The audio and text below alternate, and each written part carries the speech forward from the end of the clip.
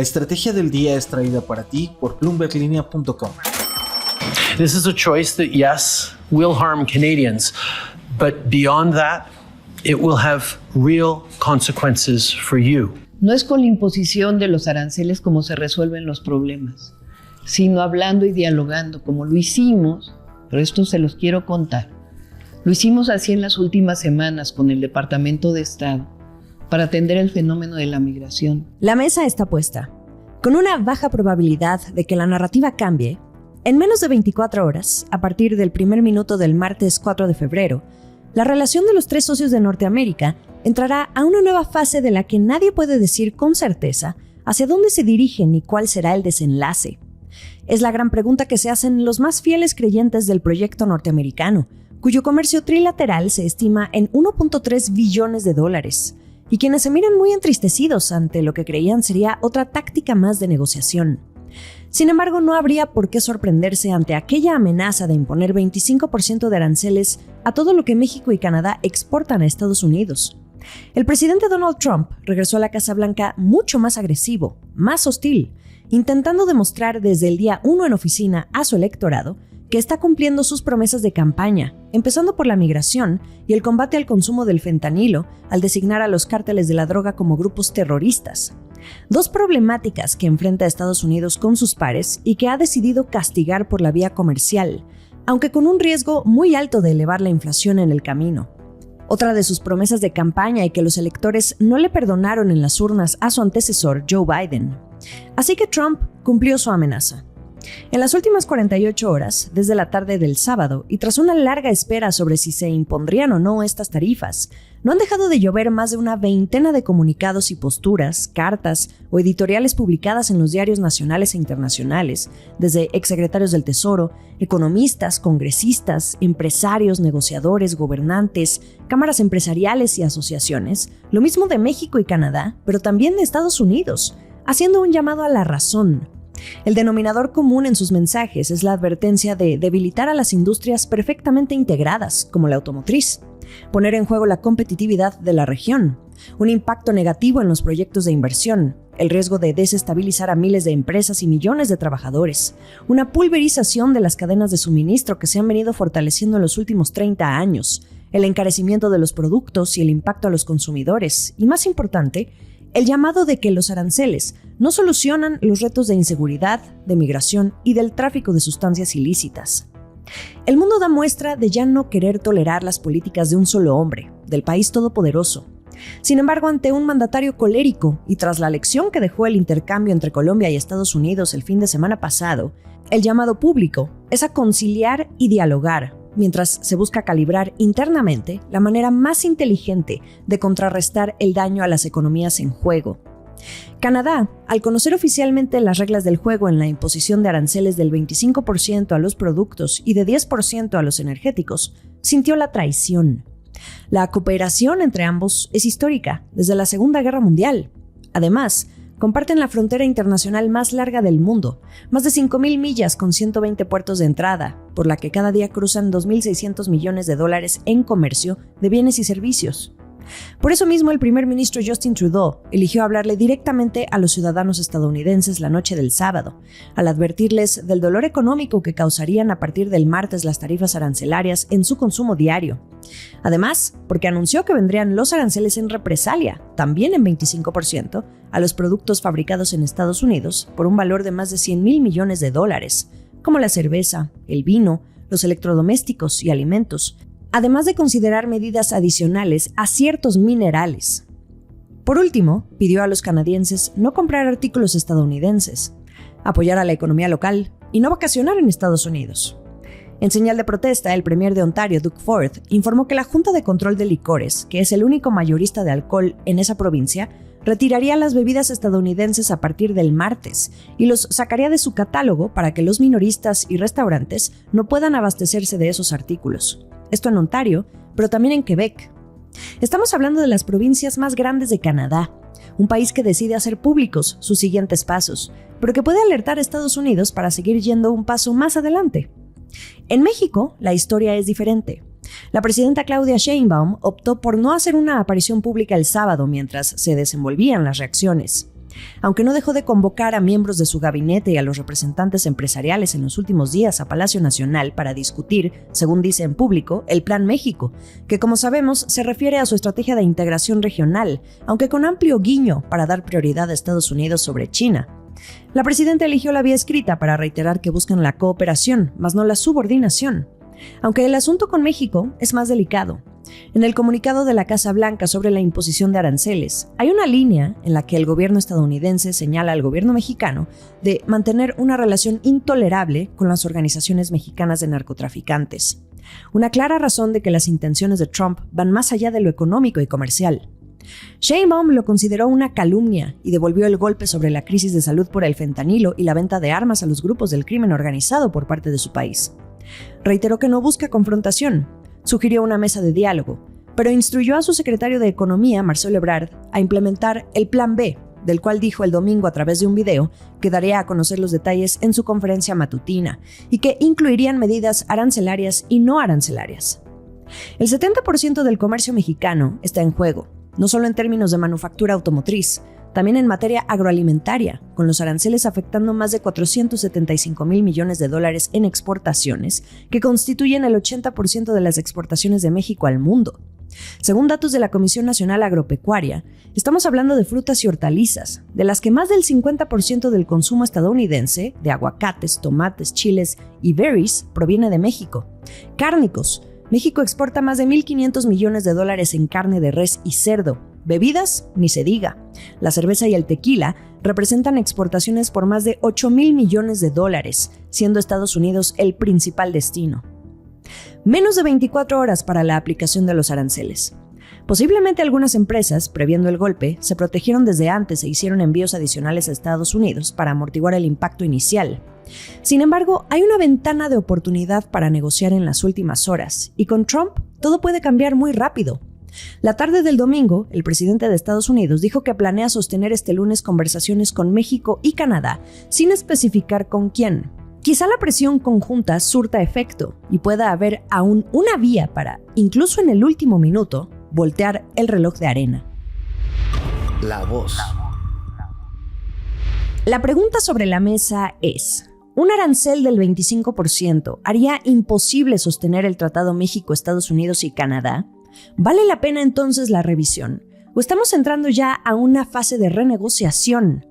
Tenemos a una de las voces que negoció en su momento este acuerdo comercial, Juan Carlos Baker, ex subsecretario de Comercio Exterior y socio fundador de la consultora Ansley, quien desde su percepción pareciera que Trump da señas de no tener la intención de mantener el tratado. Eso es lo que me dice le ha sorprendido más. Unas por otras, lo que lo tiene tranquilo es la respuesta del gobierno mexicano, del que dice a partir de ahora debe ser lo suficientemente inteligente en las represalias que esté considerando. Mira, yo creo que la reacción del gobierno ha sido bastante prudente. De hecho, incluso el hecho de que pues, no haya salido la presidenta ayer cuando salió Trudeau, pues lo veo como parte de esa misma prudencia. O sea, están tratando de contar con toda la información posible, de encontrar todos los ángulos correspondientes. Y prefiero eso a que salgan con cosas muy atropelladas que luego pues, puede tener otras consecuencias. Yo creo que la represalia más inteligente va a ser una combinación de varias cosas. Obviamente los aranceles pues se tienen que dejar venir y yo creo que pues tenemos que hacerlo de una forma en la cual se maximice el dolor para Estados Unidos. Eso puede o no ser pues un arancel alto across the board como lo hizo Estados Unidos. A lo mejor somos mucho más exitosos si se hace de forma muy diferenciada y muy estratégica, no lo sé. Eso seguramente lo están discutiendo en el gobierno. Pero creo que también tiene que ver otra serie de cosas pues que dejen claro que si Estados Unidos está mezclando todo, pues nosotros también lo podemos hacer. O sea, a lo mejor algún tipo de impuesto o algún tipo de restricción a las empresas, no solo de productos, sino también de bienes. O sea, cuestiones bancarias, cuestiones financieras, cuestiones de producción de servicios, televisión, internet, en fin, no sé, se me ocurren mil cosas, ¿no? Pero creo que la represalia tiene que ser bienes y cosas adicionales. Pero pues sí, tenemos que mantener espacios abiertos. Si todos nos vamos al barranco, como parece que Estados Unidos lo sugiere, o esta acción lo sugiere, pues estamos enfrentando un regreso de décadas en la relación bilateral. Para Diego Marroquín, un estudioso de la relación de Norteamérica basado en Washington, catedrático Berzin Foster en el Wilson Center, la mejor jugada que puede aplicar México es la unión de fuerzas con Canadá, que por cierto su primer ministro Justin Trudeau, ahora el fin de semana, anduvo dando señales de, ahora sí, congraciarse con México, pese a las últimas actitudes de este país, de incluso buscar un acuerdo comercial sin la parte mexicana. Esa es una muy buena pregunta. Un arancel del 25%, estoy de acuerdo. Primero es una violación flagrante al tratado comercial. Sacaría del juego a muchas empresas binacionales o trinacionales. O sea, cada vez que exportas tienes que pagar un arancel, pues los márgenes de estas empresas desaparecerían. Por ejemplo, en el caso del sector automotriz, Norteamérica compite con Asia, compite con la Unión Europea, y esos aranceles harían que los vehículos producidos en México, Canadá, Estados Unidos ya no puedan competir con los vehículos chinos o los vehículos de Japón. Eso sí es muy claro. Pero creo que también creo que el daño no es el equivalente a salirse como tal del tratado. El TEMEC siempre permite a cualquiera de los tres países dar 6 meses de notificación y salirse del tratado. Eso sí sería un daño irreparable, porque pues digo, los aranceles nos duelen en el corto plazo, pero los aranceles se pueden quitar. Salirse del tratado implicaría en caso de que quieran los tres países estar de nuevo juntos, tendrían que renegociar todo prácticamente desde cero, y eso sería muchísimo más complicado y muchísimo más costoso. Y en ese sentido, entonces, ¿no ves que esto sea una táctica ya para iniciar una posible renegociación? O sea, que ya no se hable de revisión como tal, sino que Trump, a partir de estas acciones, realmente lo que quiera es renegociar. ¿O crees que más bien esto ya simplemente tiene que ver mucho más allá del tema comercial, sino que ya entra en juego el tema de la seguridad? Es un cambio tectónico en la política comercial a nivel mundial. Lo dices muy bien. La agenda comercial ya no existe de manera independiente. Ahora está profundamente conectada con la seguridad, con la migración, y los dos países que van a tener que tratar con esto de manera inmediata, los primeros son México y Canadá. Regresando un poco a la pregunta que hiciste anteriormente, no es que el TEMEC se acaba, es que creo que los porcentajes de los escenarios que teníamos base están cambiando. Si quizás la revisión exitosa era el escenario menos posible, pon tú que era el 30% posible, pues ahora con los aranceles esa revisión exitosa quizás se reduce a la mitad, y el porcentaje de probabilidad del escenario en donde no tenemos una revisión exitosa pero empezamos este proceso de revisión, si quizás era el 50%, pues ahora sube al 60 o al 70%. Lo que sí es clarísimo es que este proceso de revisión se adelanta bastante, y se adelanta por lo menos un año. Y sí existe la posibilidad ahora cada vez más grande de que esta revisión sea un proceso mucho más complejo y que sí implique una renegociación de, quizás no de todo el tratado, pues porque hay cosas que funcionan muy bien, pero sí de elementos clave del tratado, como las reglas en el sector automotriz, como la inclusión del tema migratorio, como la inclusión de la seguridad. El pulso del peso. A la espera de esa llamada de Trump con México y Canadá, que pueda frenar la imposición de los aranceles programada para implementarse el martes 4 de febrero, el secretario de Hacienda de México, Rogelio Ramírez de la O, organizará una llamada con inversionistas muy temprano este lunes 3 de febrero, pero nada más para emitir un mensaje, sin responder preguntas. Así lo pudo constatar una invitación enviada por correo electrónico vista por Bloomberg News. Esta conversación sería similar a la que también llevó a cabo Ramírez de la O en junio de 2024, después de la victoria de la presidenta Sheinbaum en las elecciones y tras descubrir el mercado que el partido gobernante obtendría una mayoría calificada en el Congreso, lo que le permitiría hacer cualquier cambio a la Constitución y facilitar la aplicación de sus políticas, como la reforma al Poder Judicial y la desaparición de los órganos autónomos, que a 8 meses de distancia avanzan en su implementación. Esto hizo que el peso mexicano, que se mantenía en relativa calma hasta el día de la elección presidencial, iniciara un periodo de volatilidad que no da señales ahora de calmarse. Desde entonces, la moneda mexicana se ha desplomado 19%, pasando de los 17 pesos por dólar a ubicarse por encima de los 21 pesos por dólar hasta las últimas horas del domingo 2 de febrero.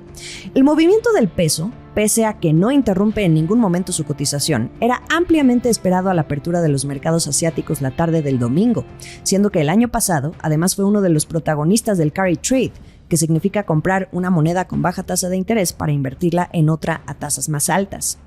Al inicio de la jornada en Asia, el peso mexicano se fue por encima de los 21 pesos por dólar, ubicándose en sus niveles más débiles desde marzo de 2022.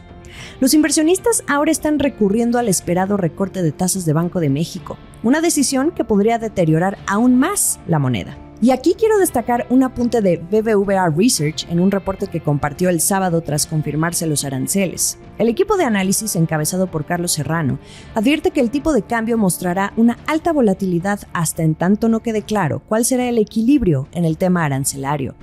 Si los aranceles del 25% prevalecen, el peso podría inicialmente superar los 24 pesos por dólar, con una posterior corrección hacia 23 pesos por dólar a fin de año.